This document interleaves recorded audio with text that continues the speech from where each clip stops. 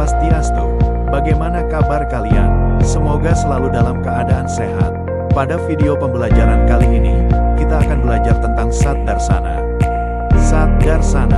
Video pembelajaran ini didesain oleh Imade Dwi Susila Atnyana MPD. Pengertian Darsana. Kata Darsana berasal dari urat kata DRS, yang artinya melihat atau memandang. Kata DRS kemudian mengalami proses derivasi, sehingga terbentuk kata Darsana yang secara spesifik berarti penglihatan atau pandangan tentang realitas. Ajaran Darsana terbagi ke dalam 6 aliran yang disebut dengan Sat Darsana. Sat Darsana adalah sistem filsafat Hindu yang saling berhubungan satu sama lain, yang bagian-bagiannya adalah Nyaya, Vaisesika, Samkhya, Yoga, Mimamsa, dan Vedanta. Nyaya adalah sistem filsafat yang menekankan pentingnya logika dan penalaran sebagai alat untuk memperoleh pengetahuan yang benar. Aliran ini didirikan oleh Aksapada Gautama, dengan mengembangkan metode argumentasi yang sistematis untuk membedakan pengetahuan yang sah dari kekeliruan. Nyaya juga menyusun teori epistemologi yang mencakup 4 sumber utama pengetahuan, yaitu persepsi atau pratyaksa, inferensi atau anumana, analogi atau upamana, dan kesaksian yang sah atau sabda.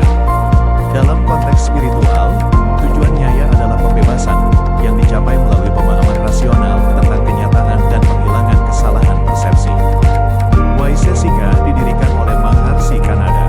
Aliran ini memuat tentang sistem filsafat metafisika yang mengklasifikasikan realitas ke dalam kategori-kategori dasar yang disebut padarta. Aliran ini mengembangkan pandangan atomistik, yaitu bahwa seluruh alam semesta terdiri dari partikel-partikel kecil yang tidak dapat dibagi lagi. Vaisesika juga membahas hubungan antara objek dan sifat-sifatnya, serta menjelaskan bagaimana pengetahuan diperoleh melalui interaksi antara indera dan objek. Meskipun awalnya terpisah, aliran ini kemudian berpadu erat dengan Nyaya karena kesamaan pandangan epistemologis dan metafisik.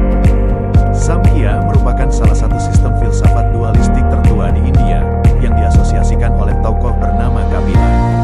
Ia membedakan secara tegas antara dua realitas utama, yaitu purusa atau kesadaran murni yang disamakan juga sebagai roh, dan prakrti atau alam material. Menurut Samkhya, penderitaan timbul karena kebingungan antara purusa dan prakrti. Dalam ajaran Samkhya, pembebasan atau moksa dapat dicapai ketika purusa menyadari dirinya terpisah dari prakriti.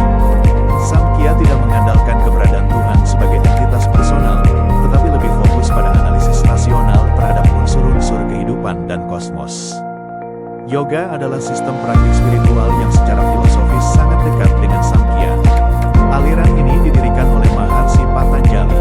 Tujuan ajaran yoga ialah menyatukan kesadaran individu dengan realitas tertinggi melalui disiplin spiritual dan pengendalian diri. Maharshi Patanjali merinci 8 tahapan yoga ini dalam sebuah kitab yang bernama Yoga Sutra. 8 tahapan yoga ini dikenal dengan istilah Astanga Yoga yang mencakup pengendalian moral atau yama, niyama atau disiplin diri, asana atau postur tubuh, pranayama atau pengendalian napas, pratyahara atau penarikan indera, dharana atau konsentrasi, dhyana atau meditasi, dan yang terakhir adalah pencerahan penuh atau samadhi. Yoga menggabungkan teori dan praktik untuk mencapai kebebasan batin. Mimamsa mengandung arti penyelidikan, terutama berkonsentrasi pada bagian awal dari Weda yang disebut Karma Kanda. Aliran ini berfokus pada pelaksanaan ritual sebagai cara untuk mencapai hasil yang diinginkan, termasuk kebahagiaan di dunia maupun di alam baka. Aliran ini didirikan oleh Maharshi Jaimini yang sangat menjunjung tinggi otoritas Weda dan menyatakan bahwa pelaksanaan kewajiban ritual adalah jalan utama menuju kehidupan yang baik. Mimamsa juga mengembangkan teori bahasa dan hermeneutika untuk memahami makna teks di dalam Weda. Berbeda dari aliran lain, Mimamsa tidak menekankan konsep Tuhan personal atau moksa sebagai pelepasan dari samsara. Vedanta adalah aliran filsafat yang didasarkan pada bagian akhir Weda, yaitu Upanishad, dan dikembangkan lebih lanjut oleh Badarayana dalam Brahma Sutra. Fokus utama Vedanta adalah hubungan antara Atman atau jiwa individu dan Brahman atau realitas tertinggi. Vedanta juga dikenal dengan istilah Utara Mimamsa. Terdapat berbagai penafsiran dalam Vedanta, seperti Advaita Vedanta, ajaran non-dualisme oleh Sankara, Visista, Dvaita Vedanta, ajaran non-dualisme terbatas oleh Ramanuja, dan Dvaita Vedanta ajaran dualisme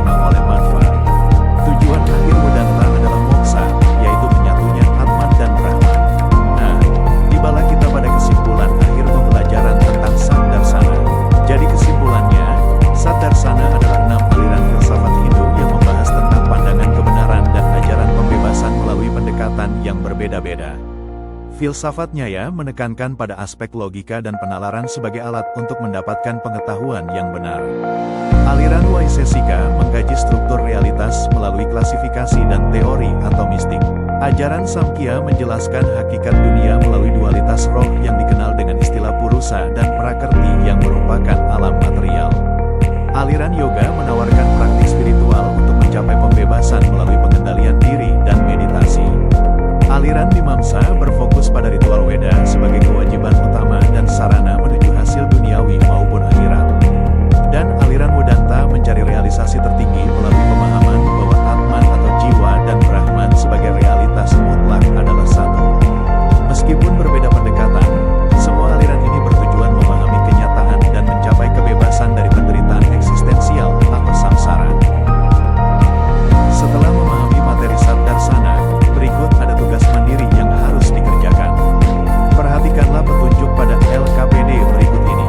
Sebagai langkah awal, simaklah kembali ulasan tentang 6 aliran filsafat Saddarsana, kemudian buatkan ringkasan singkat tiap aliran beserta kata kuncinya. Tulislah ringkasan tersebut di buku latihan,